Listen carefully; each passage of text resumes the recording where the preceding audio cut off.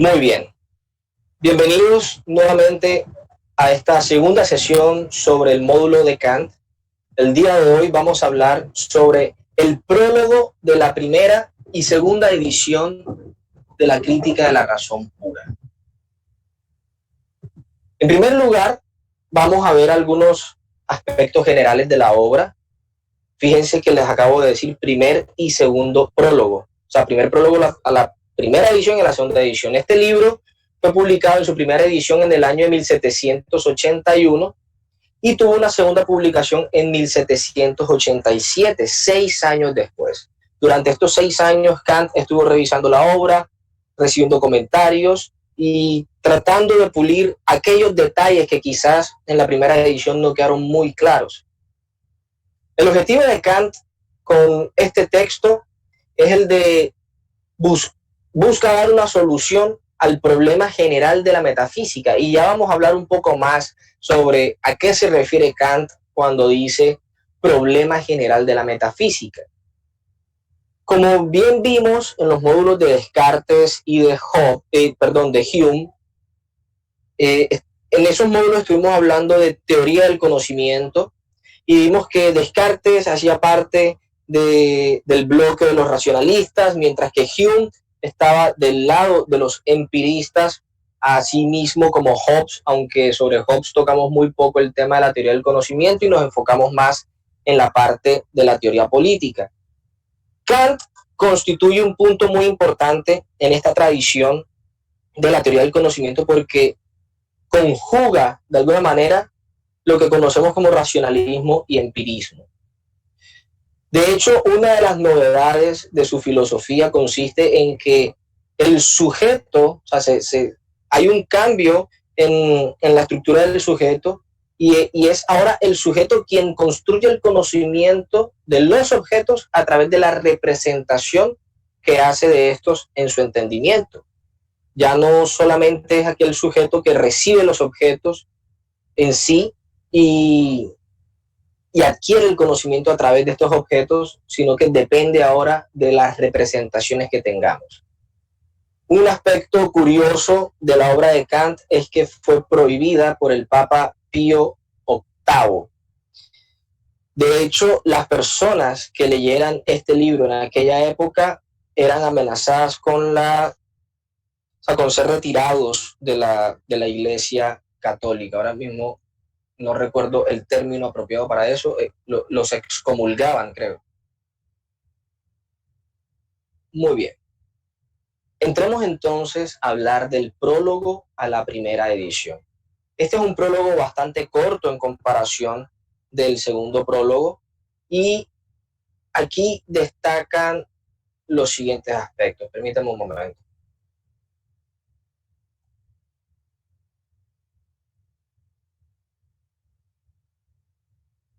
Muy bien, tenemos la idea de que la razón humana no puede evitar enfrentarse a cuestiones que exceden sus propias facultades. Esto hace referencia a las cuestiones metafísicas. Kant considera que no podemos evitar involucrarnos en estas cuestiones aunque intentemos distanciarnos. A su vez, describe que luego de que analizamos las cuestiones que están dadas en la naturaleza, parte de la situación hipotética es que la razón va en constante crecimiento. Entonces, lo primero que conocemos es aquello que es evidente, lo que está dado en la naturaleza. Entonces, cuando ya adquirimos un conocimiento suficiente de lo natural, la razón luego comienza a apuntar a una serie de principios que están más allá del uso empírico.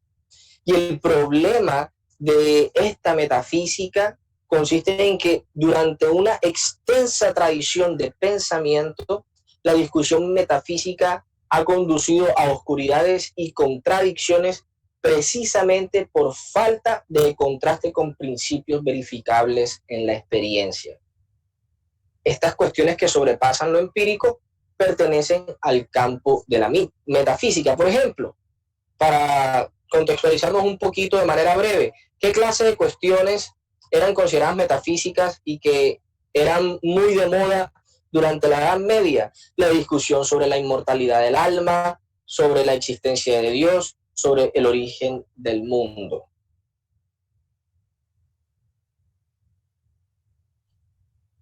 Hace mucho tiempo, dice Kant, la metafísica era reconocida como la madre de todas las ciencias. De hecho, vemos que también se usa una expresión para referirse a la metafísica como la filosofía primera, pero de alguna manera dejó de tener ese mismo respeto, dejó de ser estimada del mismo modo debido a que se convirtió presa del dogmatismo. Ya vamos a ver más adelante a qué hace alusión Kant con esto del dogmatismo. Kant considera que no es posible asumir una posición de indiferencia ante las cuestiones metafísicas, puesto que éstas versan sobre la naturaleza humana. Incluso aquellos filósofos o pensadores que tanto han despreciado la metafísica terminan de alguna manera u otra reflexionando en torno a sus problemas. Esta aparente indiferencia, dice Kant, es producto o es propia del florecimiento de las ciencias, lo cual implica que hay una generación de pensadores que no se contentan con un saber aparente, sino que buscan algún fundamento o demostración de las afirmaciones. De tal modo que la metafísica está llamada a ser revisada por la razón con el objetivo de alejar aquellas formulaciones que incurren en una notable contradicción. Vamos a ver si alguien más está intentando acceder y continúo. Efectivamente.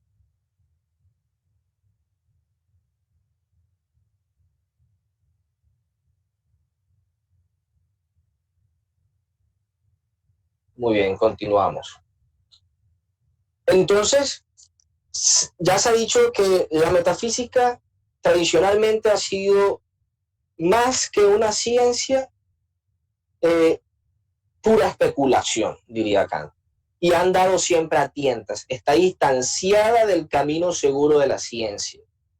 Y precisamente por haber caído en esa situación de inestabilidad en comparación con la ciencia, Kant considera que es necesario someterla a una revisión. Y esta revisión es lo que Kant denomina bajo la idea de una institución, de un tribunal que no es más que la crítica a la razón pura. Y les leo la siguiente cita. No entiendo por tal crítica la de libros y sistemas, sino la de la facultad de la razón en general en relación con los conocimientos a los que puede aspirar, prescindiendo de toda experiencia.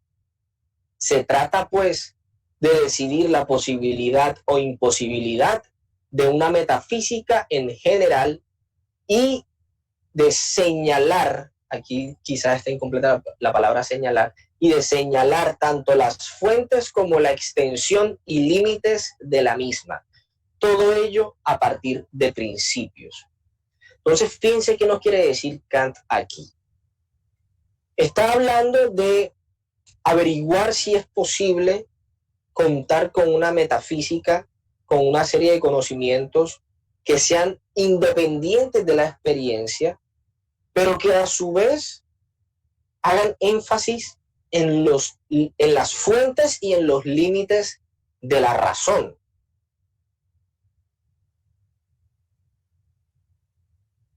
Para Kant, la metafísica hace referencia al uso no empírico de la razón y a su vez considera que ésta debe estar limitada. Es decir, que no es posible acceder a algo así denominado como la verdad, como los dogmáticos pensaban. No podemos conocerlo todo. Hay cosas que escapan a nuestro entendimiento. Es preciso reconocer que la razón tiene límites y que intentar exceder estos límites es caer en dogmatismo.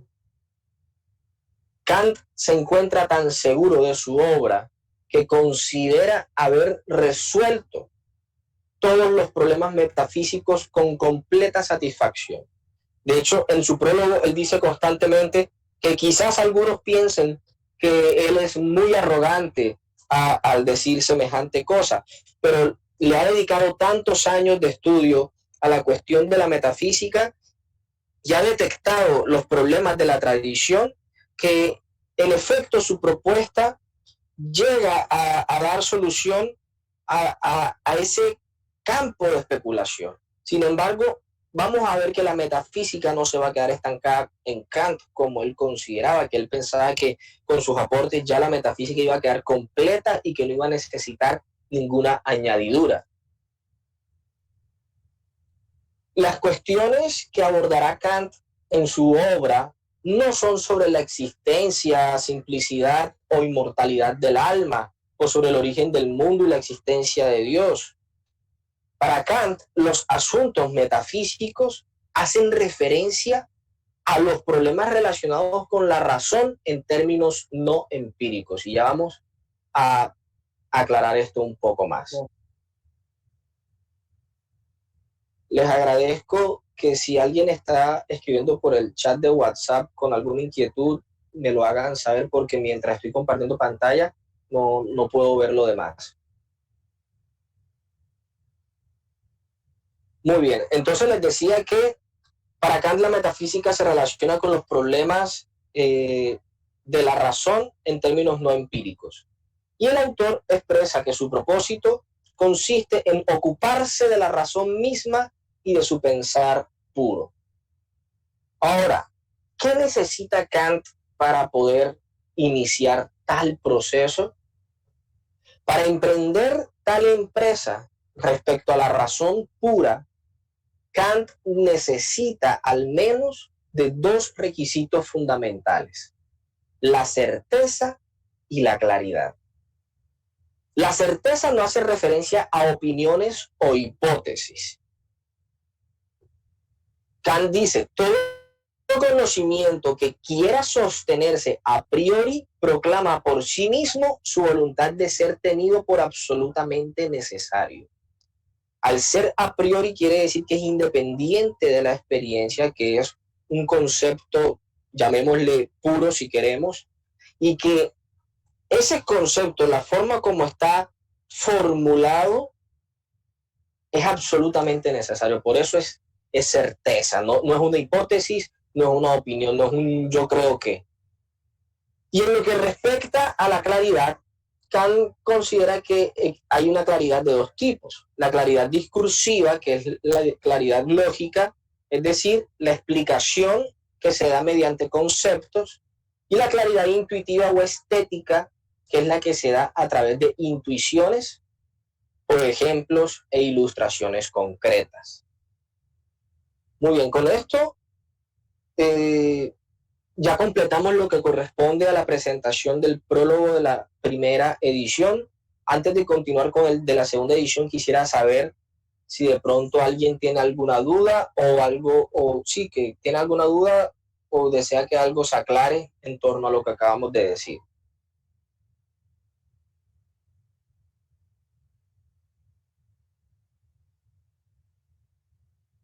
Muy bien, entonces continuamos con la presentación del prólogo a la segunda edición.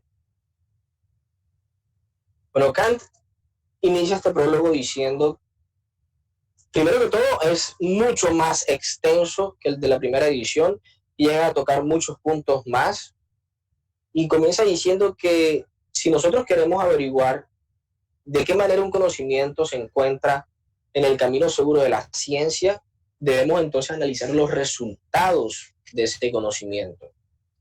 Si vemos que un campo de estudio, un conocimiento no llega a un consenso, a un acuerdo sobre el uso de la razón, y el tener que cambiar de dirección constante en los métodos investigativos, y que cada estudioso tiene una opinión no solamente diferente, sino contradictoria, pero a pesar de que la diferencia y el desacuerdo sea importante para el avance del conocimiento, lo que Kant hace referencia con esto es que no hay ni un punto de acuerdo en el conocimiento, no hay una estabilidad, no hay un marco metodológico, no hay un propósito y se carecen de objetivos comunes en torno a este conocimiento. Todos estos rasgos son señales de que un conocimiento se encuentra completamente distanciado del camino de la ciencia.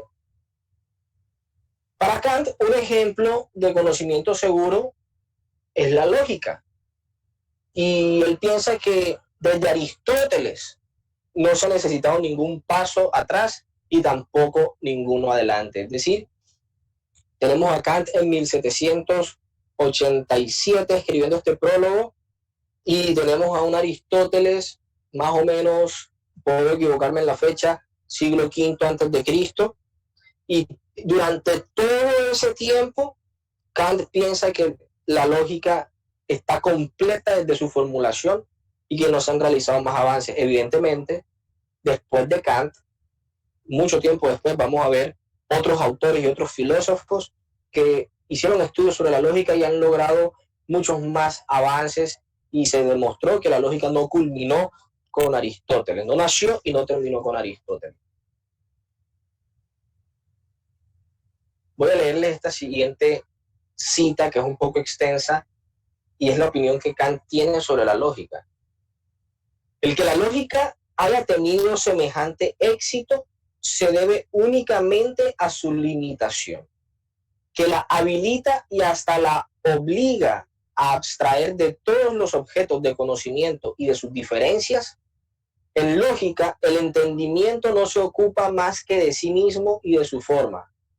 Naturalmente, es mucho más difícil para la razón tomar el camino seguro de la ciencia cuando no simplemente tiene que tratar de sí misma, sino también de objetos. De ahí que la lógica, en cuanto propedéutica, constituya simplemente el vestíbulo, por así decirlo, de las ciencias. Y aunque se presupone una lógica para enjuiciar los conocimientos concretos que se abordan, hay que buscar la adquisición de estos en las ciencias propias y objetivamente dichas.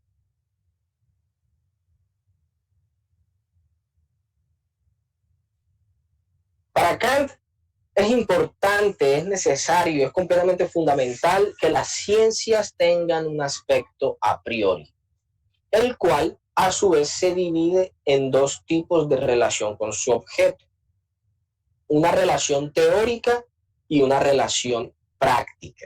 Ahora, ¿a qué se refiere esto de relación teórica y práctica? Como lo vemos a continuación, en el primer caso, la relación teórica busca determinar el objeto y su concepto, mientras que en el caso de la relación práctica, lo que se busca es convertirlo en realidad, convertir esos conceptos en realidad. Diciéndolo de otra manera, yo lo entiendo así, y es que se toma la teoría y se pasa a la praxis. Cuando Kant habla de la razón pura, está haciendo referencia al componente a priori del conocimiento. Dos ejemplos de estos conocimientos teóricos son la matemática y la física. La matemática, en este caso, determina los objetos de estudio propios de su campo de manera enteramente pura. Puede estar completamente independiente de la experiencia. No necesita de nada sensible para poder determinar su objeto de estudio.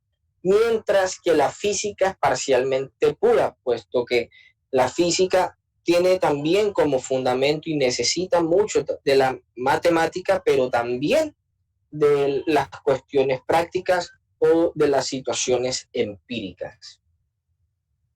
Aquí viene otra cita del prólogo a la segunda edición. La matemática ha tomado el camino seguro de la ciencia desde los primeros tiempos a los que alcanza la historia de la razón humana, en el admirable pueblo griego. La ciencia natural tardó bastante más en encontrar la vía grande de la ciencia. Hace solo alrededor de un siglo y medio que la propuesta del ingenioso Bacon de Verulam en parte ocasionó el descubrimiento de la ciencia y en parte le dio más vigor al estarse ya sobre la pista de la misma. Ahora, tenemos que tener claro que cuando Kant habla sobre las ciencias naturales, hace referencia a aquellas ciencias que se basan en principios empíricos.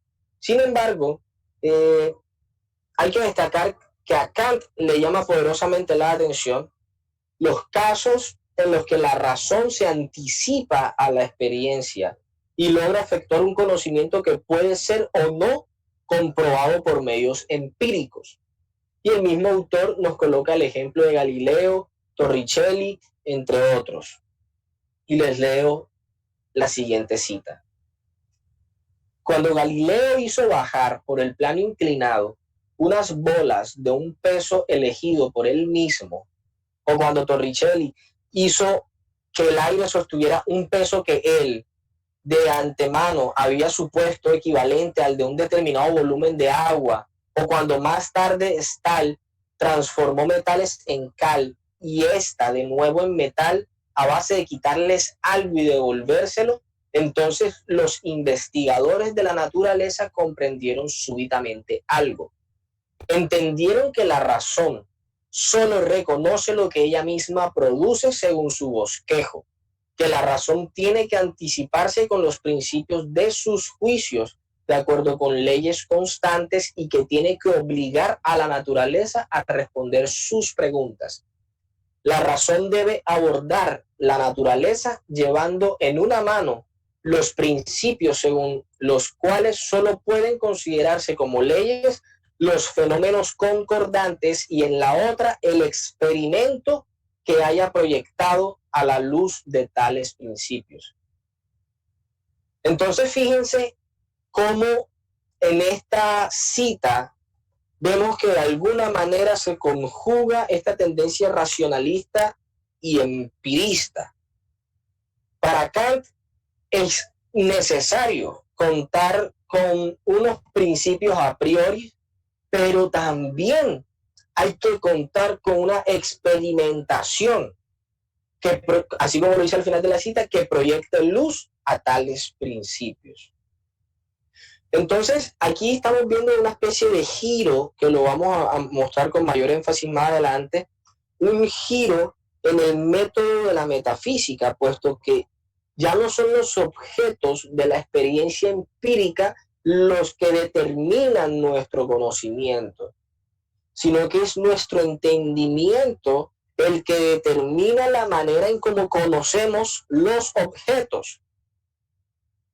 Esta posición o este mecanismo que acabamos de mencionar en la cita es lo que quizá hoy podríamos denominar bajo la idea de testeo o falseamiento.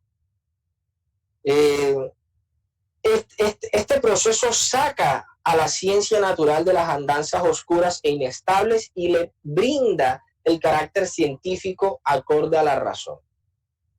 En el caso de la metafísica, la cual es conocimiento especulativo de la razón, ha sufrido a causa de no haber podido alcanzar el camino de la ciencia. Y esta metafísica consiste en la enseñanza de meros conceptos sin aplicación práctica y se ha quedado estancada en discusiones infructíferas. De hecho, aquí en la diapositiva pueden ver que desgloso todo esto en 3 partes, que es lo que aquí denominamos el giro metodológico a la metafísica. Y bueno, continúo aquí. Ya les expuse el primer bloque, que es que la metafísica es el conocimiento especulativo de la razón y no ha llegado al camino de la ciencia porque consiste en meros conceptos sin aplicación práctica. Se ha estancado en discusiones infructíferas. Como parte de la solución al problema de la inestabilidad de la metafísica, Kant propone entonces un cambio de método. Tradicionalmente se ha considerado que nuestro conocimiento se encuentra regido o gobernado por los objetos de la experiencia sensible o de la experiencia empírica.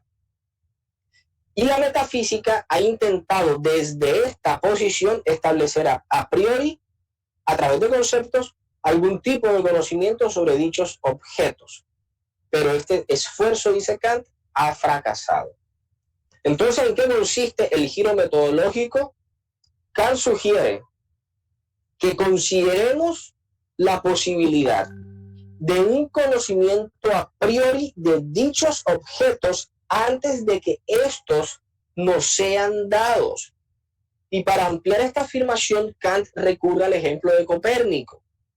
Dice que Copérnico, viendo que no conseguía explicar los movimientos celestes si aceptaba que todo el ejército de las estrellas giraba alrededor del espectador, probó si no obtendría mejores resultados haciendo girar al espectador y dejando las estrellas en reposo. En la metafísica se puede hacer el mismo ensayo en lo que atañe a la intuición de los objetos. Si la intuición tuviera que regirse por la naturaleza de los objetos, no veo, dice Kant, cómo podría conocerse algo a priori sobre esa naturaleza.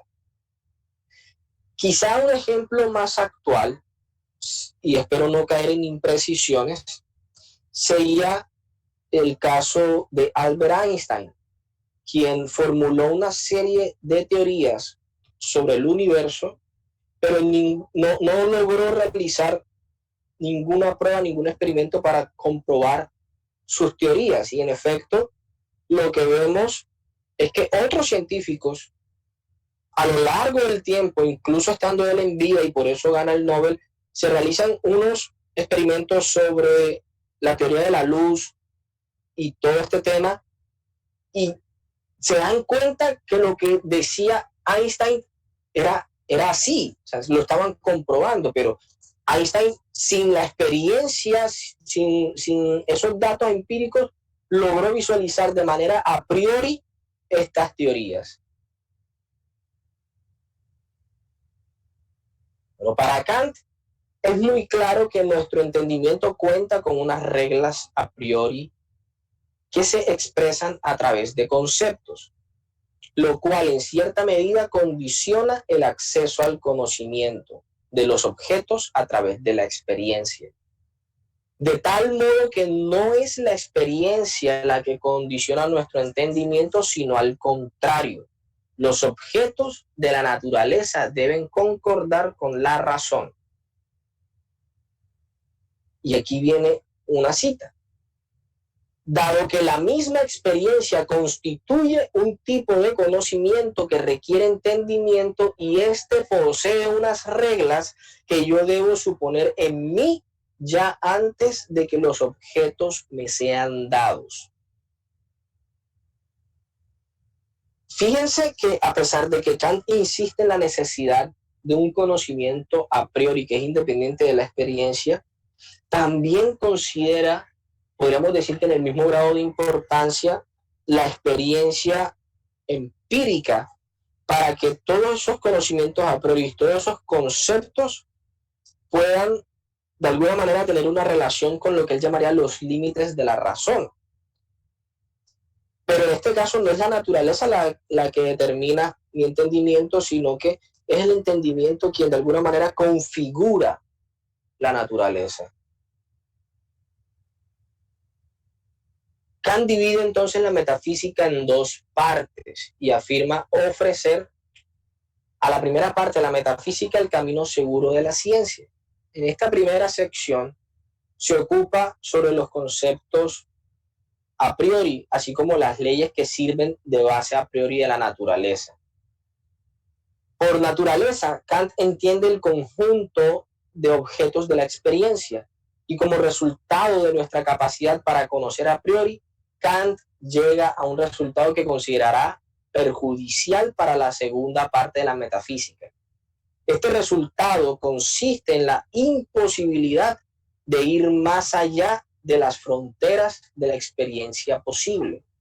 Resulta que este conocimiento a priori se refiere a fenómenos y deja por fuera de alcance a la cosa en sí, la cual permanecerá oculta para nosotros a pesar de ser real por sí misma. Bueno, ¿qué quisimos decir con esto?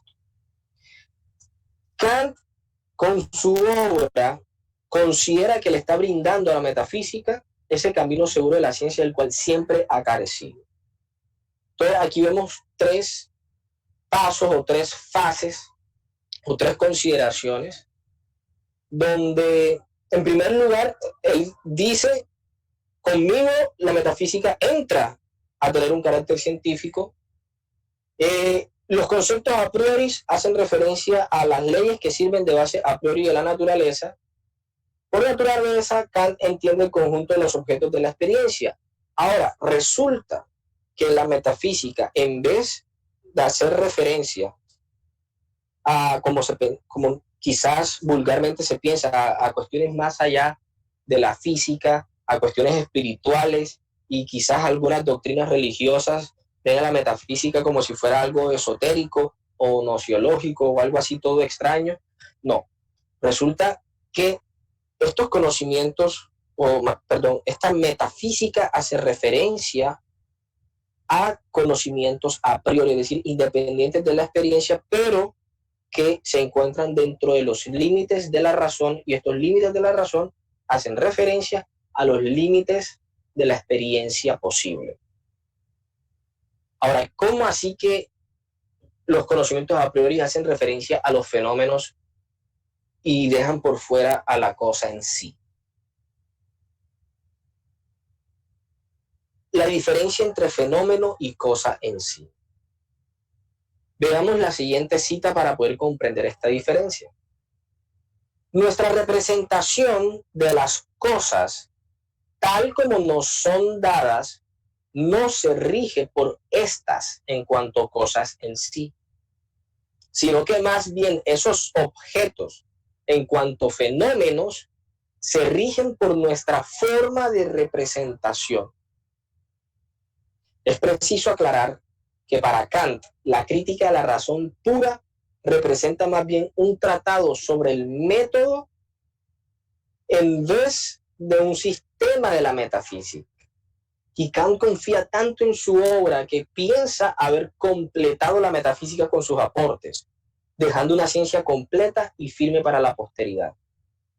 Ahora, volviendo un poco sobre la cita que leímos, de que nuestra representación de las cosas no hacen referencia a lo que son las cosas en sí, sino a la representación que tenemos de ellas. Quiere decir más o menos, si logro explicarlo bien, que cuando nosotros vemos las cosas del mundo, el agua, la lluvia, un terremoto, cuando sentimos la brisa, cuando estamos probando una comida o cualquier tipo de experiencia sensible, nosotros no tenemos un conocimiento absoluto ni sobre el agua, ni sobre el fuego, ni sobre el terremoto, ni sobre la lluvia. Lo que tenemos es una representación de esas cosas, y esa representación es lo que recibe el nombre de fenómeno, ¿sí? Quizá por eso en la antigüedad vemos que distintas culturas podían hacer distintas interpretaciones sobre los fenómenos naturales. Incluso hoy esta teoría de Kant sigue siendo muy válida, porque para él nosotros no accedemos a las cosas en sí, sino que todo el tiempo nuestro entendimiento se rige a partir de nuestras representaciones. Y si queremos ir un poco más a fondo, estas representaciones están mediadas por el lenguaje. Aunque Kant en este momento no está hablando del lenguaje, nosotros podríamos llevar eso un poco más allá. Bueno, aquí llegamos entonces. Hay muchos aspectos del prólogo que no alcancé a abordar porque honestamente no me considero un sabio en Kant y mucho menos un experto como para decir que entiendo su filosofía a la perfección. Aquí en esta presentación hice mi mayor esfuerzo por rescatar todo lo que pude, creo yo, haber entendido, y quizás hay algunas partes que dejé ahí quietas para no cometer alguna brutalidad o alguna imprudencia con el texto de Kant. Entonces, vamos a hablar de lo que aquí denominamos la parte analítica de la crítica. Kant explica que en la parte analítica de la crítica demostrará que el tiempo y el espacio no son más que formas de la intuición sensible. Es decir, que son condiciones para la existencia de los objetos en cuanto a fenómenos. De ello se deduce que todo posible conocimiento especulativo de la razón se haya limitado a los simples objetos de la experiencia. Aquí nosotros podríamos pensar que la cosa en sí es real por sí misma. ¿Eso qué quiere decir? Que las cosas existen independientemente del ser humano. ¿Sí?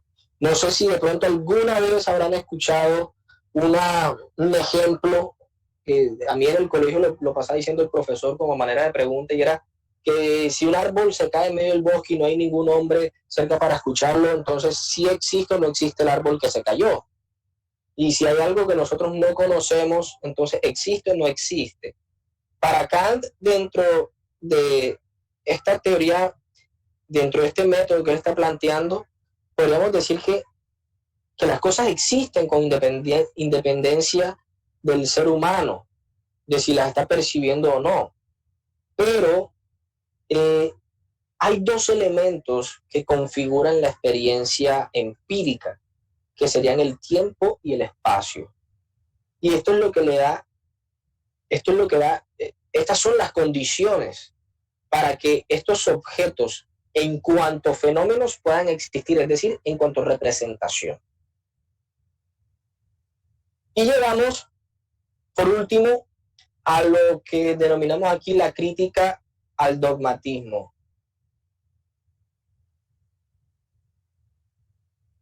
Bueno, para las personas que acaban de ingresar, no se preocupen, que una vez finalizada la presentación voy a hacer una retroalimentación como a manera de resumen de lo que vimos. Excúsenme si no les di la admisión antes, como estoy compartiendo pantalla, no podía ver que estaban ingresando, pero no se preocupen que voy a resumir ahora. Bueno, entonces, aquí estamos ya en la última diapositiva sobre la crítica al dogmatismo, donde Kant denuncia que la metafísica ha estado en manos de escuelas que afirman ser los conocedores de las verdades metafísicas y además son las causantes de que este saber se mantenga distante del camino de la ciencia. Y les leo la siguiente cita. La crítica no se opone al procedimiento dogmático de la razón en el conocimiento puro de esta en cuanto ciencia, pues la ciencia debe ser siempre dogmática, es decir, debe demostrar con rigor, a partir de principios a priori seguros, sino al dogmatismo. Es decir, Kant lo que está criticando es el dogmatismo, es decir, a la pretensión de avanzar con puros conocimientos conceptuales, los filosóficos, conforme a unos principios, sin haber examinado el modo ni el derecho con que llega a ellos. En este sentido, podemos interpretar que el dogmatismo no es más que un procedimiento de la razón que no tiene en cuenta la crítica de su propia capacidad.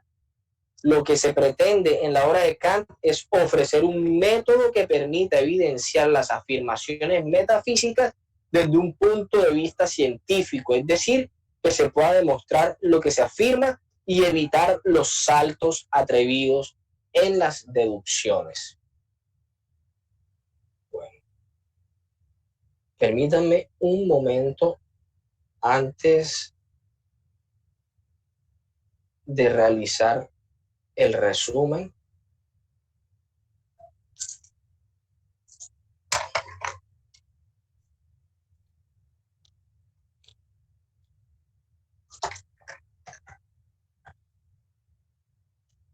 Bueno, voy a regresar las diapositivas al principio y voy pasando rápidamente.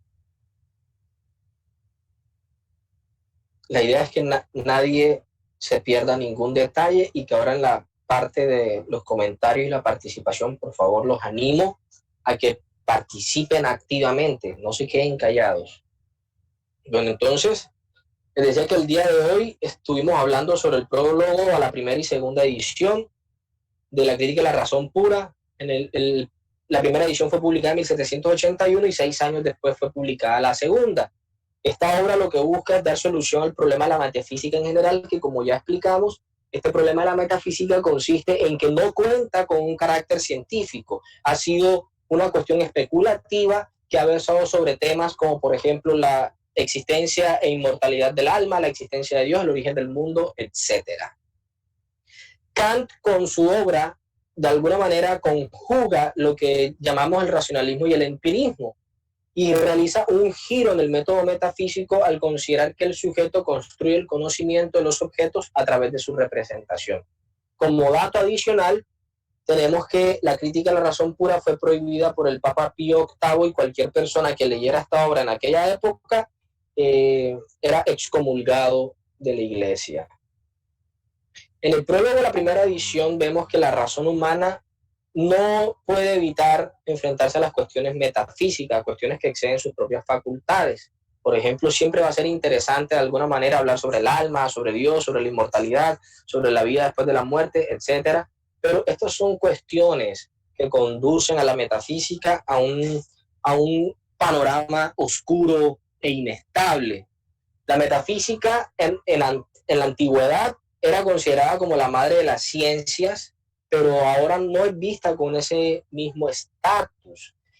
Ha caído en el dogmatismo, y esto se debe precisamente al florecimiento de las ciencias. El florecimiento de las ciencias da origen a una generación de pensadores que ya no se van a contentar con explicaciones especulativas o verdades aparentes, sino que van a requerir una verificación del conocimiento, una comprobación de las afirmaciones. Es por ello que Kant propone realizar una revisión de la metafísica, y esta revisión de la metafísica es lo que él denomina como el tribunal de la razón, un tribunal que no es más que la crítica de la razón pura.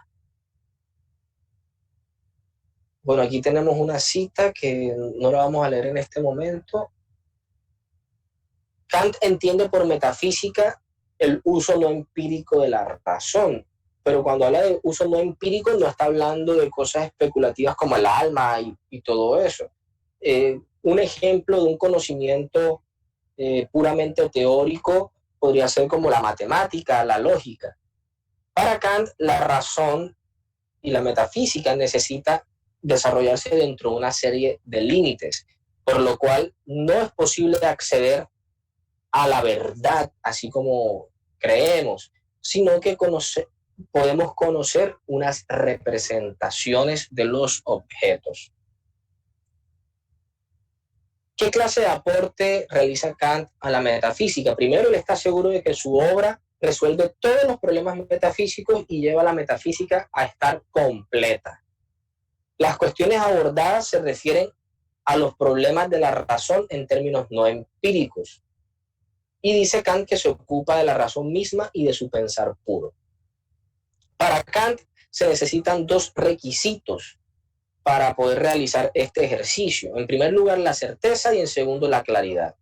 La certeza hace referencia a que todo conocimiento que quiera sostenerse a priori proclama por sí mismo su voluntad de ser tenido por absolutamente necesario. Es decir, que esta certeza no es una opinión, no es una hipótesis.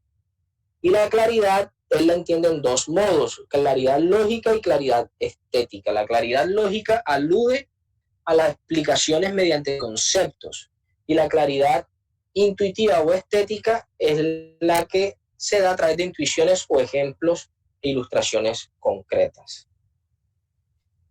Ahora, hay dos prólogos.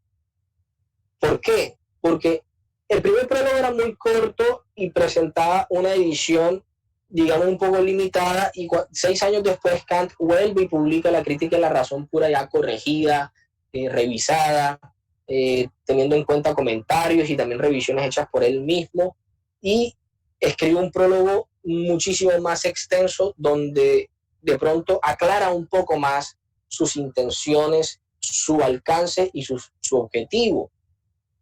Ya sabemos entonces que la metafísica ha estado a tientas, no ha alcanzado el nivel seguro de la ciencia, y pone como ejemplo de ciencias seguras como la lógica, que desde Aristóteles no ha necesitado echar para atrás, es decir, revisarse, y mucho menos ha avanzado, es decir, que es una ciencia completa. Eso es desde la perspectiva de Kant, porque ya hoy podemos ver que la lógica no nació ni murió con Aristóteles.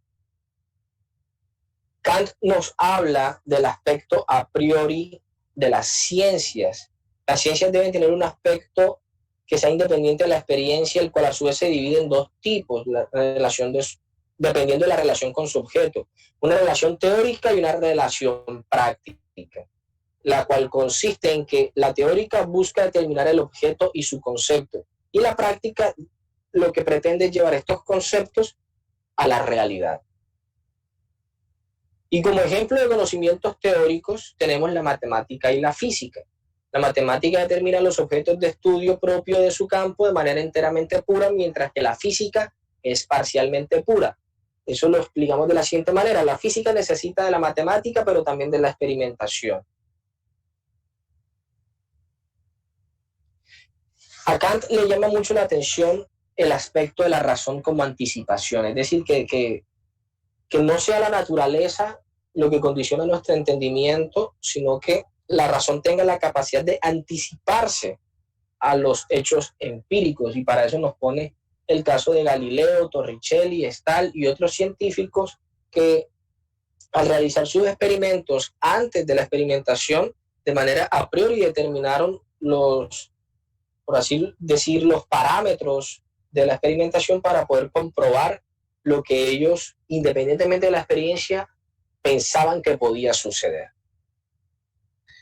Kant realiza un giro metodológico de la metafísica porque tradicionalmente se consideraba que el conocimiento estaba regido por los objetos de la experiencia sensible. Y la metafísica, en la tradición, intentaba establecer de manera a priori, a través de conceptos, algún conocimiento sobre dichos objetos. Pero el giro que realiza Kant es que consideremos la posibilidad de un conocimiento a priori de dichos objetos antes de que estos nos sean dados. Y aquí vemos un ejemplo que puso sobre Copérnico al momento de explicar el movimiento de los astros. Nos habla Kant también de las reglas a priori del conocimiento. Esto quiere decir que esto reafirma la idea del conocimiento a priori independiente de la experiencia y de que no es la experiencia la que condiciona nuestro entendimiento. Aquí vemos la metafísica y el camino seguro de la ciencia, donde Kant afirma haberle dado a la metafísica el camino firme de la ciencia. Cuando Kant habla de los conceptos a priori se refiere a las leyes que sirven de base a priori a la naturaleza, y por naturaleza entiende Kant el conjunto de los objetos de la experiencia. Ahora, para Kant nosotros no tenemos acceso al conocimiento de la cosa en sí, sino que tenemos acceso a los fenómenos. Los fenómenos son la representación que nos hacemos de las cosas, así como lo vemos en esta cita. Nuestra representación de las cosas, tal como nos son dadas, no se rigen por estas en cuanto a cosas en sí, sino que más bien esos objetos en cuanto a fenómenos se rigen por nuestra forma de representación. Y Kant entiende por crítica a la razón pura el tratado de un método. O sea, él no está desarrollando un sistema metafísico, él lo que está estableciendo es un método para la metafísica. En la primera parte de su obra, que denomina la parte analítica de la crítica, lo que Kant busca demostrar es que el tiempo y el espacio no son más que dos formas de la intuición sensible, y que son condiciones para la existencia de los objetos en cuanto a fenómenos. Y de ello se deduce que todo posible conocimiento especulativo de la razón se haya limitado a los simples objetos de la experiencia. Y realiza una crítica al dogmatismo, en el cual consiste en que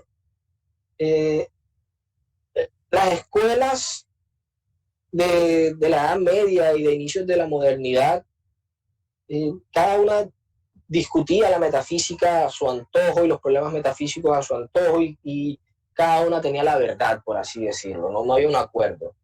Y lo que dice Kant es que él está criticando no tanto el procedimiento dogmático, sino al dogmatismo mismo, es decir, a la pretensión de avanzar con puros conocimientos conceptuales sin haber examinado el modo ni el derecho con que se llega a ellos. Es decir, que el dogmatismo no es más que un procedimiento de la razón que no tiene en cuenta la crítica de su propia capacidad. Es preciso ver que Kant lo que busca con todo esto es establecer unos límites para la razón, unos límites para el conocimiento. Y bueno, con esto finalizo mi intervención. Ya he hablado bastante, más o menos 55 minutos hablando, así que ahora viene la parte de las preguntas y los comentarios. Yo creo que todavía no suspendamos la grabación para incluir los comentarios y las preguntas, a menos de que... No, sí, vamos a incluirlos. Entonces voy a revisar aquí el chat, algunas preguntas que han escrito, pero si alguien desea abrir su micrófono para hablar, bienvenido. Este espacio ahora es de ustedes. Bueno, vamos aquí con Nicolás Mesa. Dice, entonces no estamos viendo la verdad, estamos viendo el mundo a través de los ojos de la ciencia. ¿El método es correcto? Pues Nicolás, fíjate que no es solamente a través de los ojos de la ciencia o del método, es a través de la representación que cada individuo tiene del mundo, ¿sí? Por ejemplo,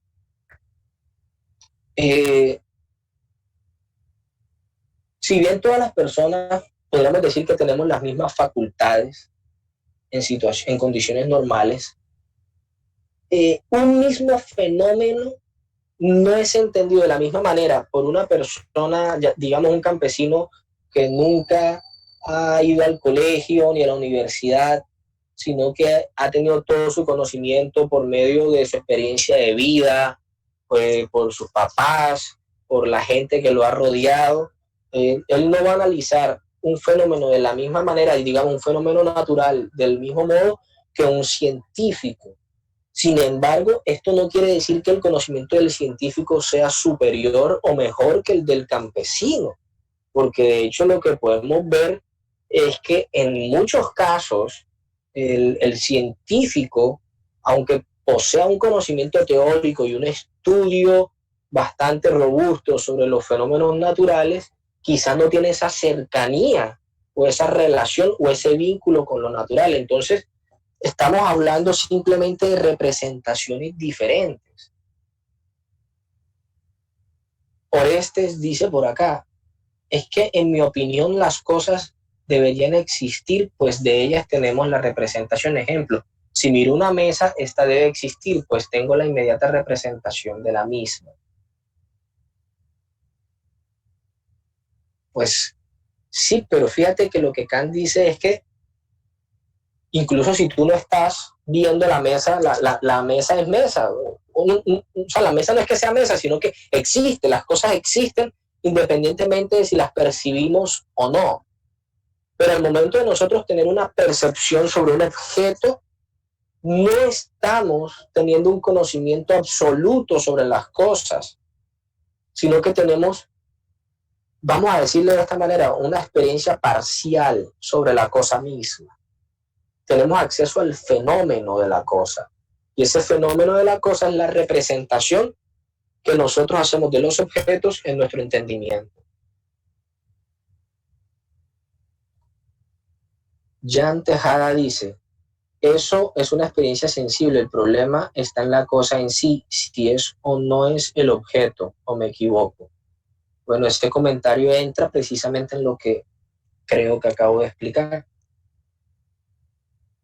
Y continúa por acá el chat. La cosa, independientemente o no de nuestra existencia, se muestra y nosotros la percibimos, pero solo parcialmente, pues no podemos conocerla en su forma pura, por ende, si aunque sea parcialmente, tenemos una representación de la cosa, esta debería existir. Y Eva dice, hay algo que no termino de entender y es el concepto a priori.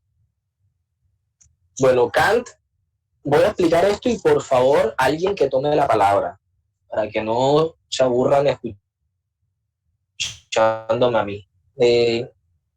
Dentro de lo que comprendo sobre el término a priori, Kant usa dos términos. El a priori, que significa independiente de la experiencia, y a posteriori, que es ya que hace alusión a la experiencia.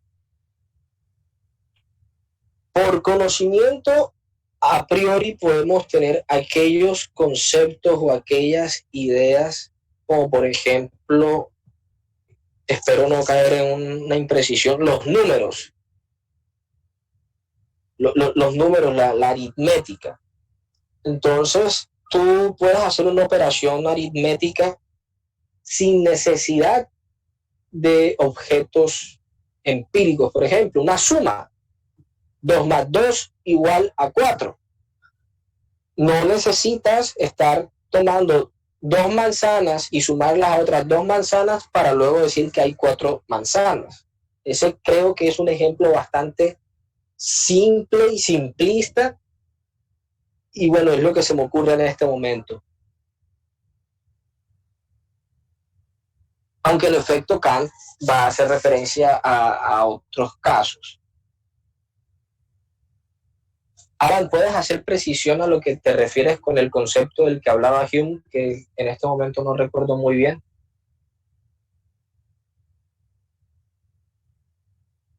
Por favor, activa tu micrófono.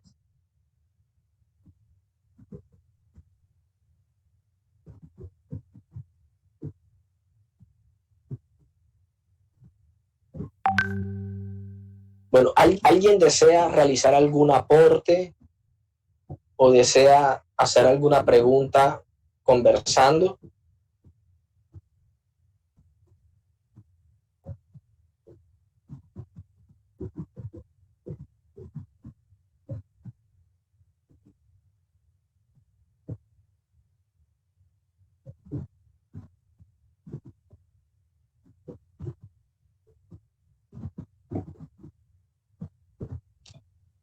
Ok, por acá preguntan sobre el concepto de crítica para Kant. Vamos a tratar de encontrar la diapositiva donde hablamos de eso. Bien. En primer lugar, la crítica hace referencia a un proceso de revisión de la metafísica. La crítica es revisar. Y su obra, La crítica de la razón pura, es un método de la metafísica. Así como quizá cuando vimos Descartes, Descartes lo que buscaba era establecer un método para el conocimiento. ¿Sí? Aquí Kant no está creando una nueva metafísica ni un sistema metafísico, sino que está estableciendo un método para la metafísica en general, para analizar todas las cuestiones metafísicas y para poder dar solución a estos problemas. Espero haber aclarado esa duda, Orestes.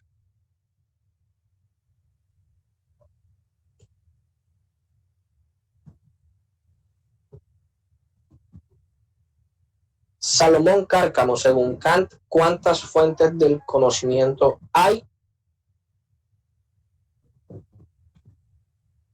Bueno, mira, considero que para Kant lo primordial es el conocimiento a priori.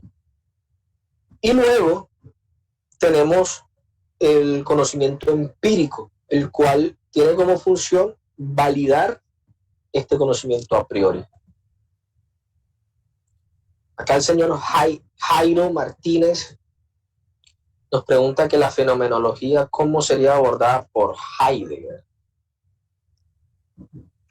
Ahí sí me corchaste, Jairo, porque, bueno, de Heidegger he leído algunas cosas, pero todavía no me he metido muy de lleno con su filosofía y menos con la fenomenología en general.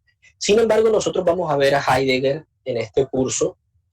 Después de Kant, o sea, esta es la segunda sesión de Kant, nos quedan 2 sesiones más y luego vamos a ver a Nietzsche y después de Nietzsche vamos a ver a Heidegger. Sobre Nietzsche vamos a dar 4 sesiones, es decir, un mes. Eso quiere decir que en un mes y 2 semanas vamos a comenzar a hablar sobre Heidegger. Entonces te invito a que te mantengas conectado con nosotros para que podamos, si es posible, abordar este tema de la fenomenología en Heidegger. Hola. Adelante, Alan. Si no me equivoco, con lo que me refería al concepto de Hume es que, bueno, tuve que revisar la diapositiva que había hecho usted. Y es con las impresiones que da un primer objeto. O sea, las ideas simples, por así decirlo, o impresiones, los que da el concepto, las que da el conocimiento empírico, a eso se podría referir también el concepto de a priori. ¿Puedes precisarlo nuevamente y de pronto un poco más despacio, que hay un poquito de interferencia en el sonido? Claro. Si no me equivoco, en Hume hay un concepto que son las ideas simples y son las primeras impresiones que se tienen de algo, de al ver algo, al sentir algo, y de eso se basa en el conocimiento empírico. Y podría decir que el concepto a priori de Kant es eso, visto otro. No, no, no. O sea, el concepto a priori es completamente independiente de la experiencia sensible. Lo que quizás está relacionando con Hume es el término de representación. Es decir, que cuando nosotros tenemos la experiencia sensible y percibimos los objetos, no estamos percibiendo los objetos tal como ellos son, sino que los percibimos de acuerdo a una representación. Lo que decía Hume sobre las ideas simples consiste en que esos objetos generan una impresión en nosotros, pero Hume no hacía la distinción de la cosa en sí y del fenómeno. Hume consideraba que, por ejemplo, el fuego, entonces la impresión, es decir, la sensación que tú tienes al momento de sentir el fuego es esa y así es el fuego. Lo que Kant está diciendo, podríamos decir que es similar en la medida de que cuando tienes la experiencia sensible, o sea, sí la recibes, pero la recibes mediada por una representación del entendimiento, y esa representación del entendimiento también está mediada por un concepto a priori.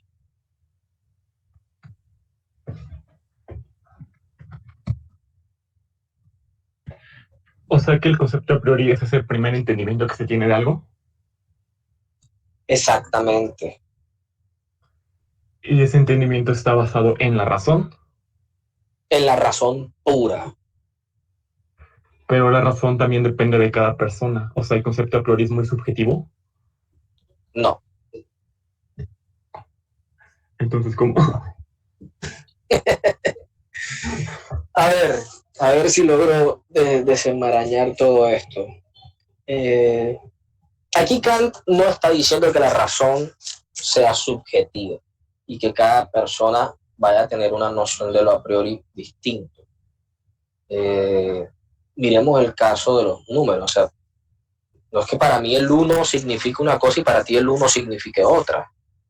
Y en distintos idiomas los procesos aritméticos son los mismos, ya sea en árabe, en chino, en japonés, en coreano, en ruso, en alemán, en inglés o en español.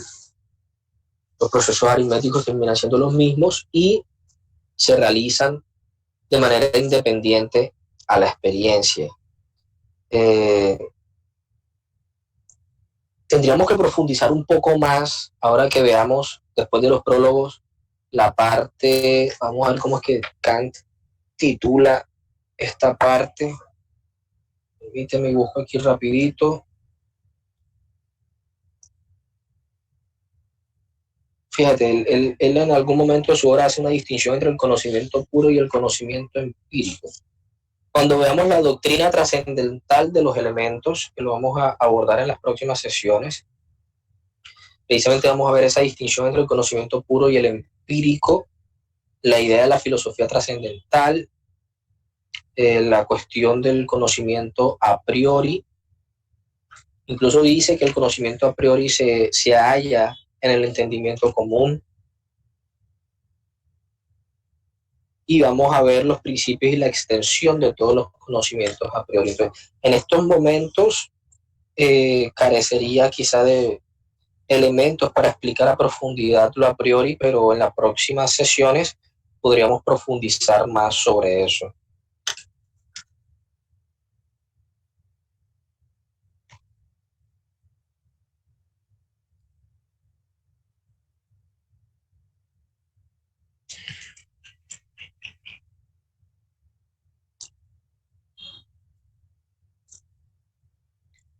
Bien, por acá Jesús Pavón dice que la experiencia sensible es distinta para todos por la subjetividad de nuestros órganos de percepción. En cambio, mediante la razón podemos estar de acuerdo todos en que 2 más 2 es igual a 4. Pues yo ahora mismo te diría que sí. Y bueno, ¿alguien más tiene preguntas o desea agregar algo? De pronto algo que no alcanzamos a abordar en la sesión.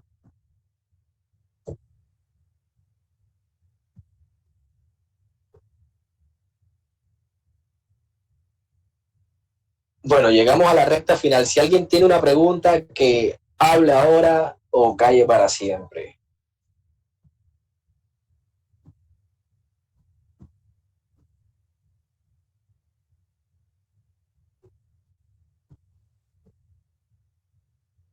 Fíjate, Salomón, eso que estás preguntando de los juicios sintéticos a priori, lo vamos a abordar la próxima clase. Entonces, ahí sí te digo, no nos adelantemos todavía, porque para explicarlo es importante hablar de la distinción entre el conocimiento a priori y el empírico. Entonces, ten la plena seguridad de que vamos a hablar de ese tema en la próxima sesión. Entonces, bueno, siendo así, hemos llegado al final de nuestra sesión. Muchísimas gracias a todos por estar conectados. Los invito a la próxima clase el próximo viernes y recuerden comunicarnos por el chat de WhatsApp. Ahí podemos debatir, compartir información y bueno, ya por allá les estaré dando más indicaciones sobre cómo vamos a estar manejando la comunidad de pensamiento. Nos vemos. Feliz fin de semana a todos. Por favor, cuídense mucho. Un abrazo a todos.